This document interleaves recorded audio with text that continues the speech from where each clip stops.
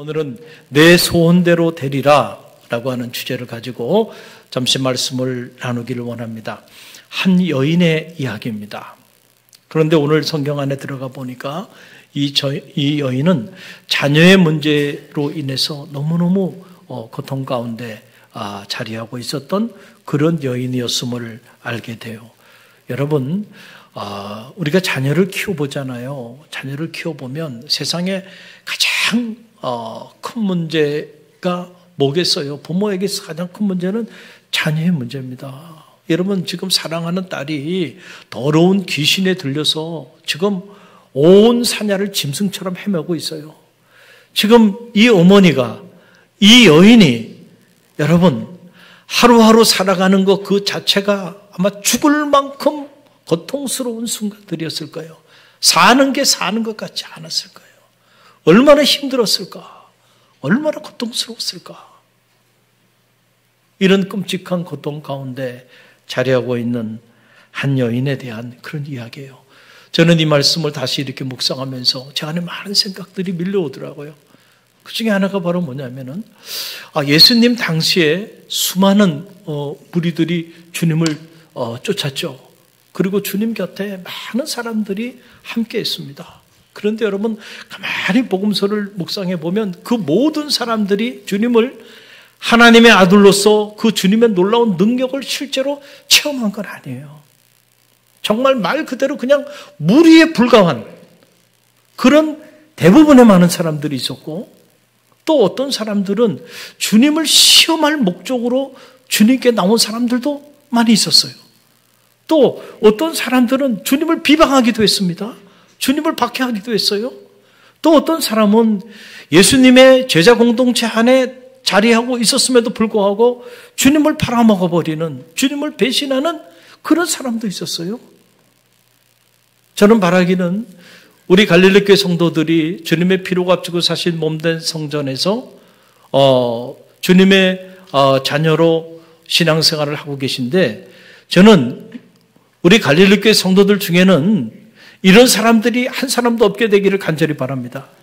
그냥 무리로 모여드는 사람, 그냥 주님을 날마다 시험하기 위해 모여드는 사람, 주님을 힘들게 하는 사람, 더 나아가서 주님을 배신하는, 주님을 팔아먹는 이런 사람들이 없게 되기를 바랍니다. 오늘 이 여인이 귀한 거는요, 이 여인은요 그런 불의에 속한 여인이 아니라고 하는 거예요. 참 너무너무 안타까운 삶의 자리 가운데 있었지만은 이 여인은 실제로 하나님의 아들로 우리 가운데 오신 그 주님의 놀라운 능력을 체험하는 그런 감동적인 삶을 살았던 인물이었다라고 하는 거예요. 저와 여러분이 이 여인처럼 실제로 주님의 능력을 체험하는 능력 있는 그리스도인들이 다 되시기를 주님의 이름으로 간절히 축원드립니다. 자, 이 여인이 어떻게 자신의 이 기구한 인생의 문제, 이 자녀의 문제를 해결해 나가는가, 오늘 말씀을 통해서 우리가 배우기를 원합니다. 놀랍게도요, 이 여인은요 자신의 이 자녀의 문제를 가지고 주님께 나왔다는 거예요. 여러분, 우리가 말씀을 묵상하다 보면 주님의 능력을 체험한 사람들이 대부분 주님께 나와서 실제로 주님의 능력을 체험하잖아요. 그런 말씀들을 많이 접하다 보니까 그냥 묵상을 하든 통독을 하든 필서를 하든 그냥 이런 말씀들을 너무 당연하게 생각하고 그냥 넘어가는 경우들이 있는데요. 제가 이번에 오늘 이 말씀을 묵상하면서 저 안에 주시는 깨달음 중에 하나는 바로 그거예요. 야, 주님께 이 상황에서 나온다고 하는 것이 생각만큼 쉬운 일은 아니었을 것이다 하는 거예요. 우리가 흔히 생각하기에 아니 자기 힘으로 감당할 수 없는 이 자녀의 이 문제가 있었으니까 주님께 가지고 나온 거 아닌가, 이렇게 생각할 수 있어요. 그러나 여러분 안 그래요. 이게 실제로 우리의 삶에 적용해 보면요, 오히려 이것이 주님께 나오지 못하는 이유가 되고 조건이 됩니다. 생각해 보세요. 지금 주님의 소문을 들었다고 해서 주님께 즉시 나와서 그 발 앞에 무릎을 조아리며 나갈 수 있는 상황이 아니에요. 딸이 더러운 귀신에 지금 사로잡혀가지고 이리 뛰고 저리 뛰고 하는데 지금 딸 돌보기도요, 경황이 없어요. 정신이 없습니다. 시간을 낼 수가 없어요. 귀신 들려서 이리 뛰고 저리 뛰는 그 딸을 데리고 나온 것도 아니에요. 컨트롤하기도 어려워요. 그 딸 쫓아다니기도 어려워요. 그러기에도 바빠요. 그러기에도 시간이 없어요.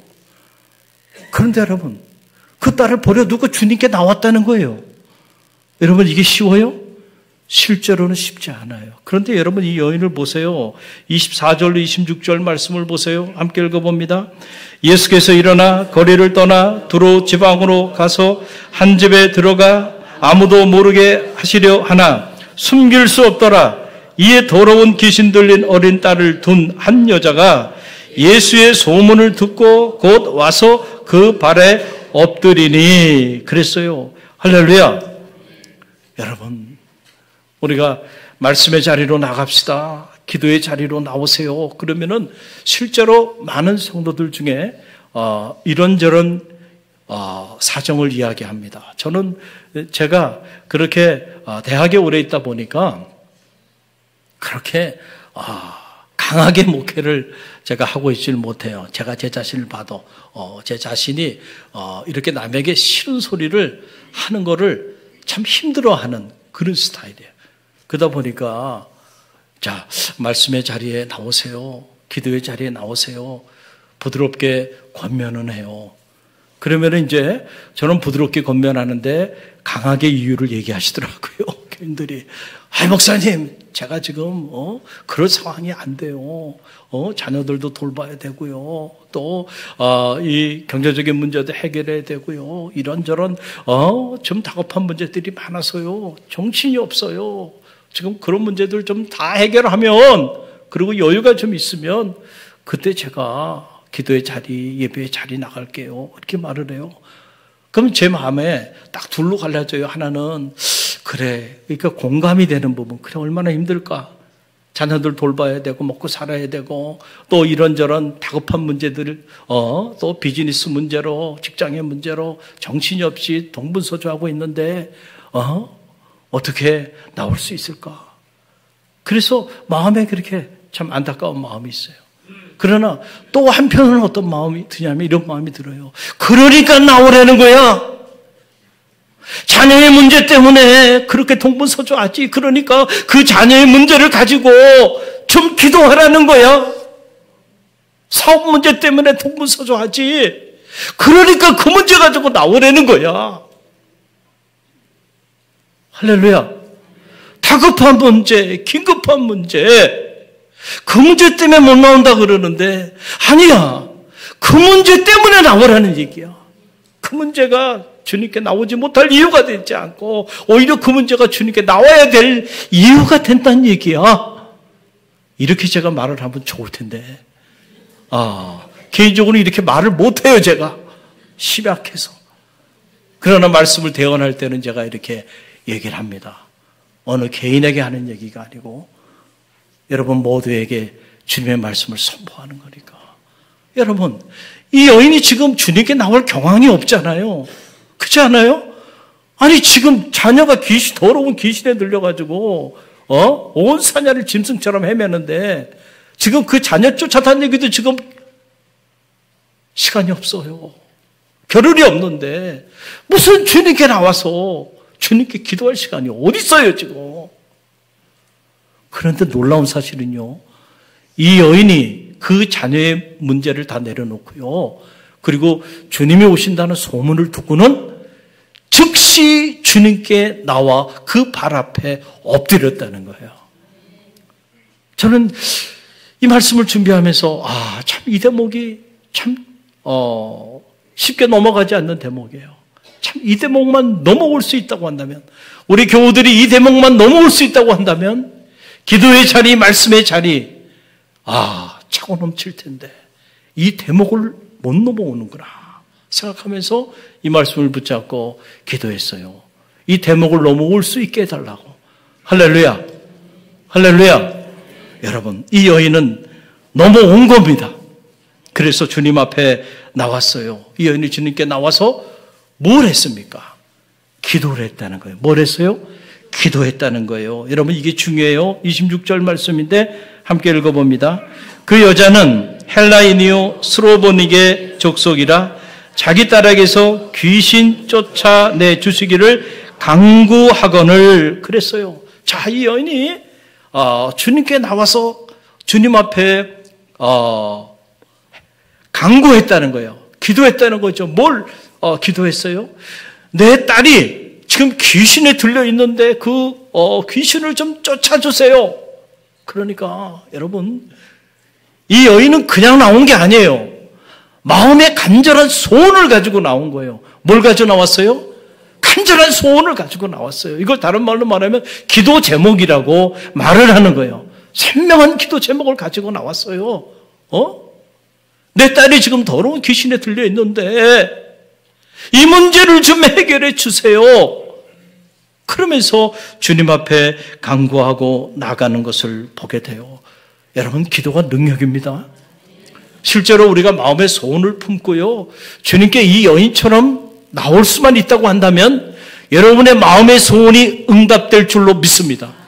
저는 이 믿음이 여러분 가운데 실체하게 되기를 간절히 바랍니다. 여러분 하나님의 말씀을 들여다보세요. 시편 37편 4절 말씀이에요. 함께 읽어봅니다. 여호와를 기뻐하라. 그가 너희 마음의 소원을 이루어 주시리로다. 아멘. 하나님은 우리의 마음의 소원을 이루어 주시는 분이세요. 성도의 마음에 소원을 품게 하시고 그 소원을 통하여 살아계신 하나님을 체험하게 하시고 그 소원을 통하여 때로 하나님의 능력을 체험케 하시는 분이시다는 거예요. 여호와를 기뻐하며 여호와께로 우리가 이 여인처럼 나올 수만 있다고 한다면, 그래서 이 여인처럼 분명한 마음의 소원을 하나님 앞에 올려드리며 간구하며 나갈 수만 있다고 한다면 여러분 그 소원이 성취되어지는 역사가 나타나게 될 줄로 믿습니다. 또 여러분 보세요. 시편 145편 19절의 말씀이에요. 다윗의 간증이죠. 우리 함께 읽어봅니다. 그가 자기를 경외하는 자들의 소원을 이루시며 또 그들의 부르짖음을 들으시고 구원하시는도다. 아멘. 하나님은 어떤 분이야? 하나님은 그를 경외하면서 마음의 소원을 품고 그에게 나와 부르짖으며 기도하는 자들을 구원하시고 그 기도에 응답하여 주시는 분이시다는 거예요. 다윗이 경험한 하나님이에요. 저는 오늘 이 아침에 여러분이 경험하는 하나님으로 경험되어지게 되기를 간절히 바랍니다. 마음의 소원을 품는 게 중요해. 그리고 그 마음의 소원을 가지고 이 여인처럼 주님께 나오는 것이 중요하다는 거예요. 이번 근본 성회, 이 성회의 자리에 벌써 보니까는 많은 성도들이 이미 마음의 소원, 기도의 제목들을 하나님 앞에 올려드리며 나아가고 있어요. 이미 은혜가 시작된 거예요. 할렐루야. 우리가 한 시간 7번의 집회가 있게 될 텐데 이 7번의 집회, 내가 나오지 못할 이유가 그 이유가 곧 나와야 될 이유임을 깨닫고요. 이 여인처럼 나와서 한번 여러분이 마음의 소원을, 그것이 경제적인 문제든 자녀의 문제든 건강의 문제든 인간관계의 문제든 맡겨진 사명의 문제든 어떤 문제든지 그 소원을 한번 이 여인처럼 내어드려 보세요. 놀라운 일이 나타나게 될 줄로 믿습니다. 자, 오늘 말씀 안으로 다시 들어가 봅니다. 자, 이렇게 이 여인이 주님께 나와서 마음의 소원을 토해내고 간구하며 기도하는데 어떻게 된 일인지, 아니 주님께서 이 여인을 너무 냉대하는 이런 모습을 보게 돼요. 여러분 때때로 우리가 주님께 나아갈 때에 주님이 우리를 시험하기도 하세요. 때때로 우리에게 직분도 주시고 교회를 섬기며 나갈 때 때때로 주님이 우리를 시험하기도 하십니다. 할렐루야. 그래서 오늘 주님께서 이 여인의 믿음을 시험해 보신 거예요. 그래서 주님께서 일부러 그 여인을 냉대합니다. 그 내용이 27절 말씀인데 함께 읽어봅니다. 예수께서 이르시되 자녀로 먼저 배불리 먹게 할지니 자녀의 떡을 취하여 개들에게 던짐이 마땅치 아니하니라. 아멘. 여러분 이게 무슨 말이에요? 당신은 유대인도 아니야. 그리고 당신은 또 헬라인도 아니야. 그리고 당신은 남자도 아니고 수로보기에 내 여자야. 그런 당신에게 내가 나눠줄 떡이 없어. 당신은 개처럼 이 짐승 같은 여인이라는 거 아닙니까? 여러분, 이게 주님께서 하셔도 좀 너무하신 거 아니에요? 어떻게 이렇게 가혹한 말을 이 기구한 여인에게 이런 말씀을 하실 수가 있었을까라고 하는 그런 얘기예요. 그 소리를 듣고 당시 이 여인이 얼마나 서운했을까? 얼마나 섭섭했을까? 얼마나 모욕적이었을까? 얼마나 수치스러웠을까? 그냥 좀 부드러운 말씀으로 좀 돌려서 정 나눠줄 떡이 없으면 그렇게 돌려보내면 좋을 텐데, 야, 주님께서 어떻게 이렇게 자녀의 떡을 취하여 개들에게 주는 사람이 있느냐? 그러니까 졸지에 이 여인이 뭐가 된 거예요? 짐승 같은 그런 존재가 돼버리고 마른 거예요. 여러분, 요즘 많은 사람들이 결혼하죠. 결혼하잖아요. 저는 결혼하는 젊은이들 보면 제 마음에 늘 드는 생각이 잘 살아야 할 텐데, 할렐루야, 혼자 있을 때보다 둘이 있을 때 저들의 인생이 더 빛나고 더 행복한 인생이 돼야 될 텐데, 할렐루야, 그런 마음을 가지고 기도해요. 과거에는 결혼하면 검은 머리 팥볼이 되도록 여러분 그렇게 같이 살았어요. 그런데 요즘은 그렇지 않아요. 통계를 보면 무섭습니다. 여러분, 결혼은 쉽게들 하는데 또 쉽게들 그렇게 헤어져요. 가정이 깨지는 것이 비일비재합니다. 왜 가정이 그렇게 깨지는가 보니까 전문가들이, 이혼 전문가들이 다 하는 말이 그런 거예요. 여러분, 이혼 사유를 다 얘기하는데 100이면 100 다 성격 차이라는 거예요. 뭐요? 성격 차이. 그런데 심리학자들이 100년 동안 연구해 보니까 결국 성격은 차이가 나야 잘 산다는 거예요. 이해가 되시겠어요? 성격은 차이가 있어야 잘 산다는 거예요. 그런데 왜 성격 차이 때문에 100이면 100 이혼한다는 거예요. 알고 보니까 그 성격 차이가 아니고요. 섭섭해서 또는 서운해서 속상해서 그래서 이혼을 한다는 거예요. 왜 그러냐면 남자는 여자를 너무 모르고요. 여자는 남자를 너무 서로 모르기 때문에 서로가 외계인인데 외계인인 줄 모르고 나처럼 느끼고 나처럼 생각하는 줄 알고 그렇게 결혼했다가 나처럼 느끼고 나처럼 생각하지 않으니까 성격이 차이가 난다는 거예요. 그래가지고 못 살겠다는 거예요. 그럼 우리 남성 되시는 분들 잘 들으세요.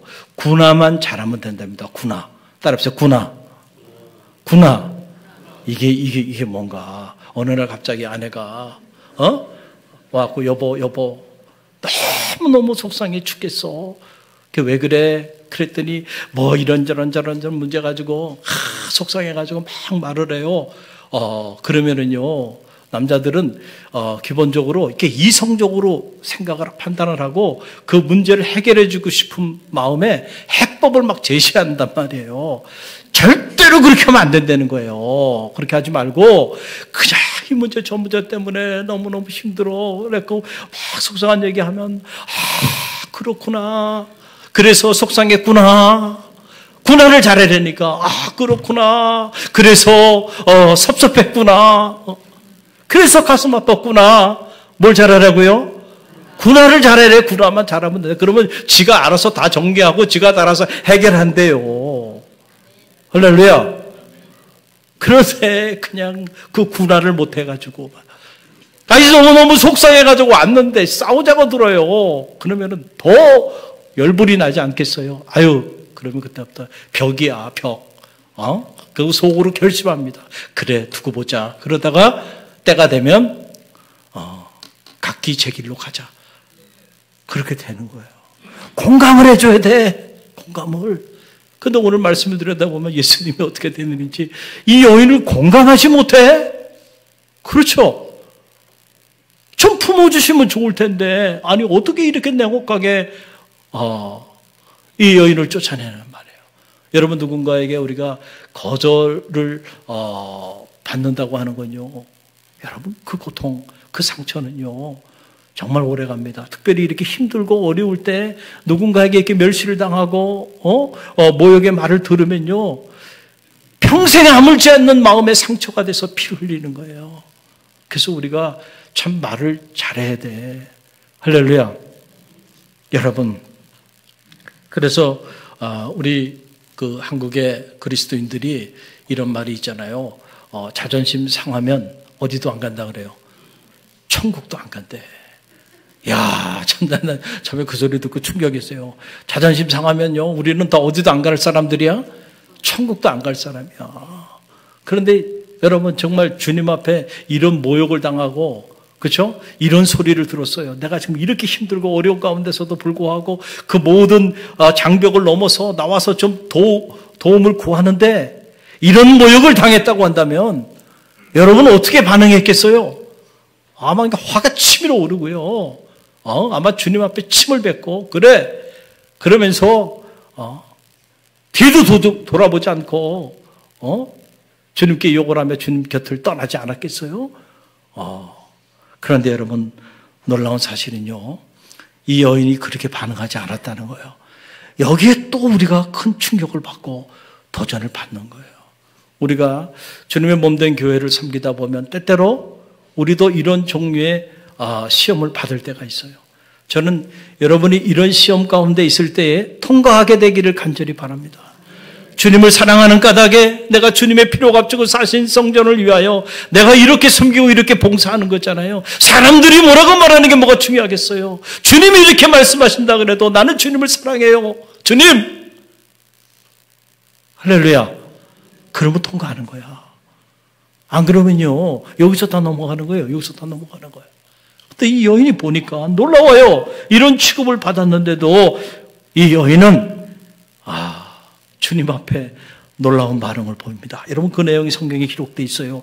28절 말씀이에요. 함께 읽어봅니다. 여자가 대답하여 이르되 주여 올소이다마는 상 아래 개들도 아이들이 먹는 부스러기를 먹나이다. 아멘. 여러분 얼마나 이 놀라운 말씀이에요. 여러분은 실제로 이 여인처럼 이런 상황에서 이런 고백을 할 수 있나요? 이 여인이 그러는 거예요. 주님 맞습니다. 주님 말씀 맞습니다. 저는 유대인도 아니고 저는 헬라인이에요. 남자도 아니고 저는 스로베니아의 여자입니다. 지금 엄청난 인종차별을 받았고 엄청난 성차별을 받았잖아요. 내가 유대인으로 태어날 수 있는 것도 아니고 내가 남자로 태어날 수 있는 것도 아닌데 주님이 그 문제를 가지고 이렇게 차별하니 말이에요. 얼마나 이게 지금 힘든 문제예요.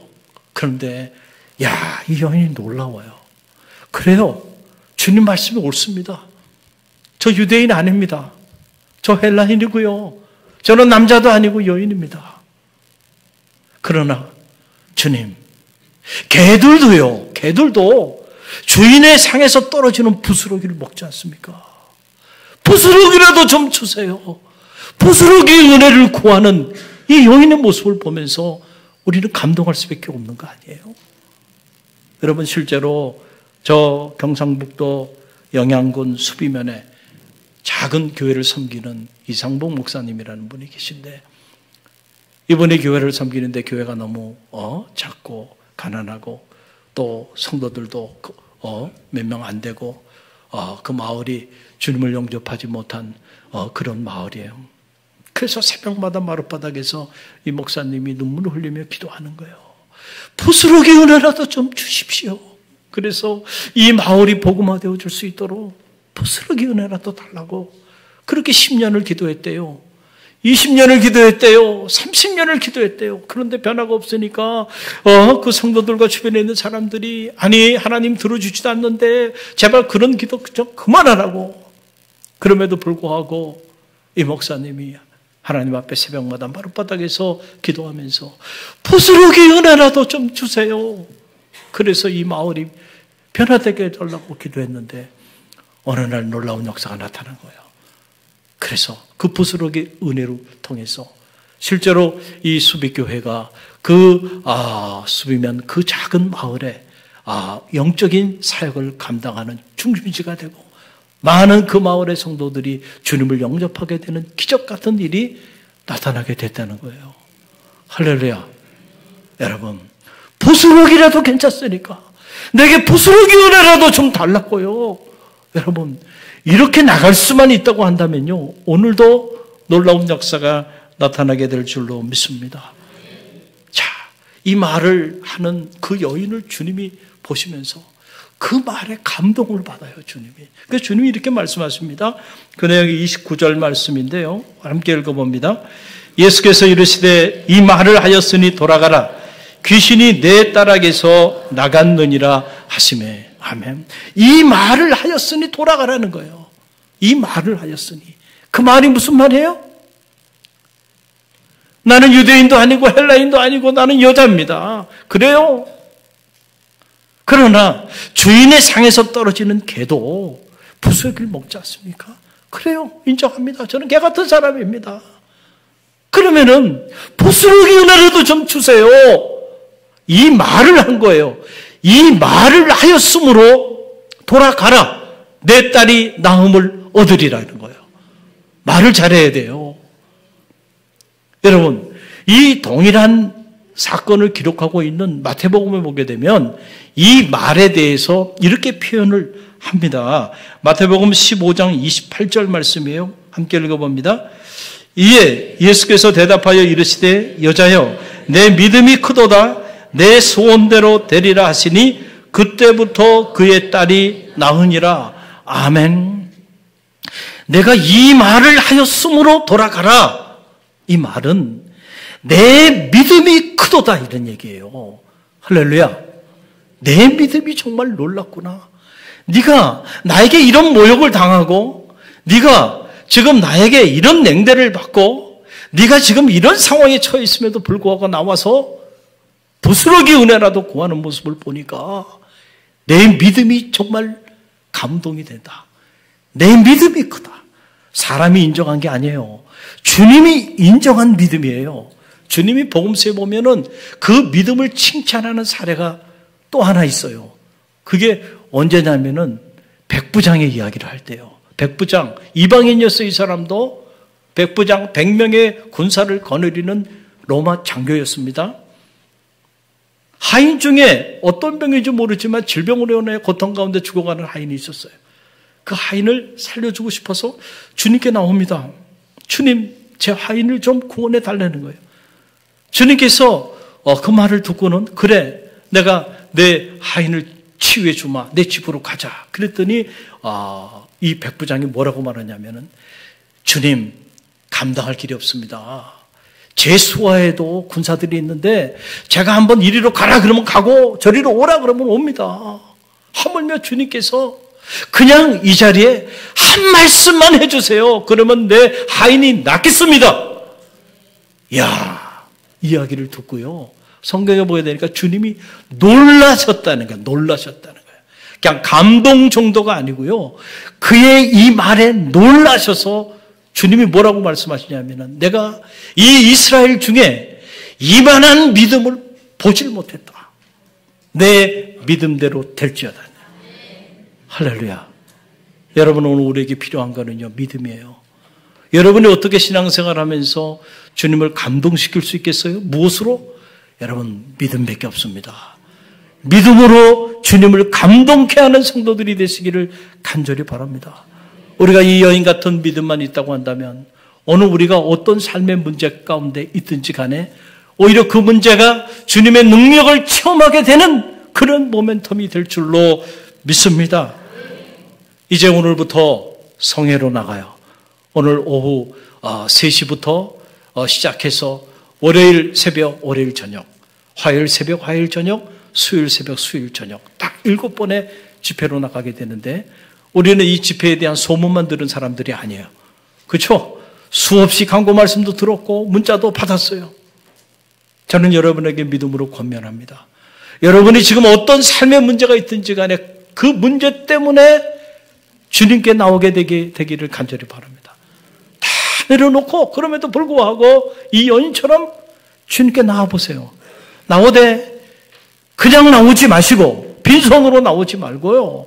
마음의 소원을 품고 나오십시오. 할렐루야. 이 여인처럼 선명한 기도 제목을 가지고 마음의 소원을 품고 시간 주님께 한번 나와보세요. 더 나가서 이 여인처럼 이 부스러기 은혜라도 달라는 믿음을 가지고 한번 나가보세요. 그럴 때 주님께서 여러분의 그 믿음을 보시고 감동하셔서 아무개야 내 믿음이 크도다 내 소원대로 될지어다 말씀해 주실 줄로 믿습니다.